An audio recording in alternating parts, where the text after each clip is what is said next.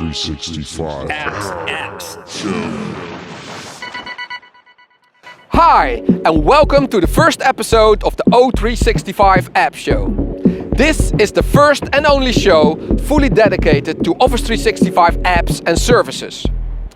This show is aimed at Office 365 customers and partners who want to learn more about all the cool Office 365 applications out there.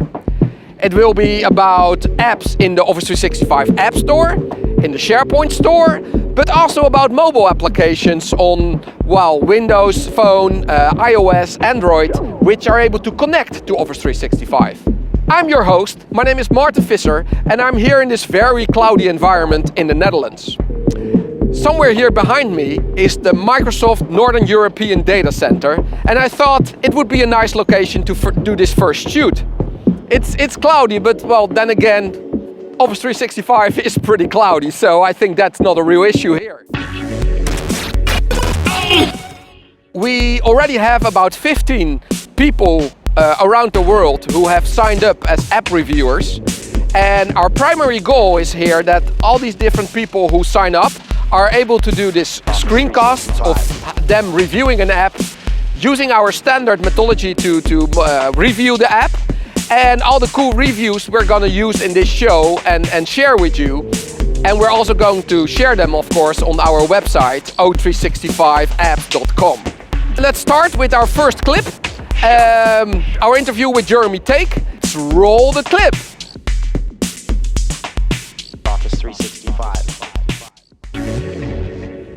So I work in the Office 365 team. I'm part of the developer team, so there's about 5 of us that focus purely on everything to do with development on Office 365. And my current role, I'm focusing on the pro developer. So anyone who's building with Visual Studio, how they can build for Office, for SharePoint, or the My Apps capability in the app launcher within the Office 365 interface. That's a tough one. There are a lot of good apps in the store. I know some people kind of fall back to the usual suspects that have been in the store since we shipped, but I tend to try and keep up to date with the new ones coming through. For me, I tend to bracket them into like kind of productivity aspects for me personally, so it might not relate to everyone who's watching the show, but I'm a big heavy user of LinkedIn, and LinkedIn was around right by the beginning, but it's a good example of having an app that exists within Outlook, also on the desktop, but also in Outlook Online as well, and obviously on the iPad, and eventually we'll have it on the Android and the Windows Touch experience as well, where it reads every open email you've got, it reads the to and the CC and the BCC contacts, and when you click on LinkedIn app, it launches and it will show you all the data from LinkedIn directly. I think with most of the scenarios with apps, it's about that I'm in the context of where I live every day. Sadly, I live in Outlook way too much.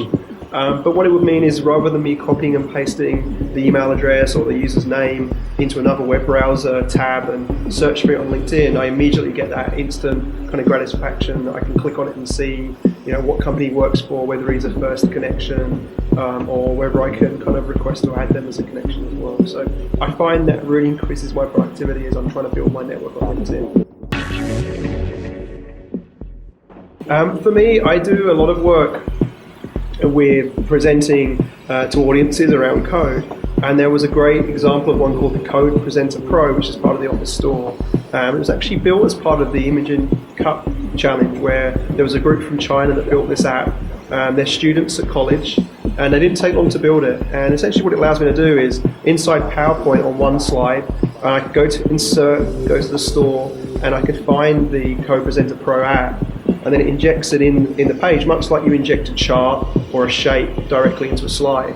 But what I can do then is, inside that app on my page, and I can scale it however I choose to fill the page or not, is I can put code into that app, and it automatically works out what type of code it is, whether it's JavaScript or C# or Ruby, and it formats it for me, and I can kind of collapse code segments down automatically based on the indentation of my code. So for me, it's great if I don't want to show live code in Visual Studio, but I just want to click through some slides. It's a really good way of teaching and communicating with the audience. So it's a great example of how we can embed apps into our Office apps, just like normal content.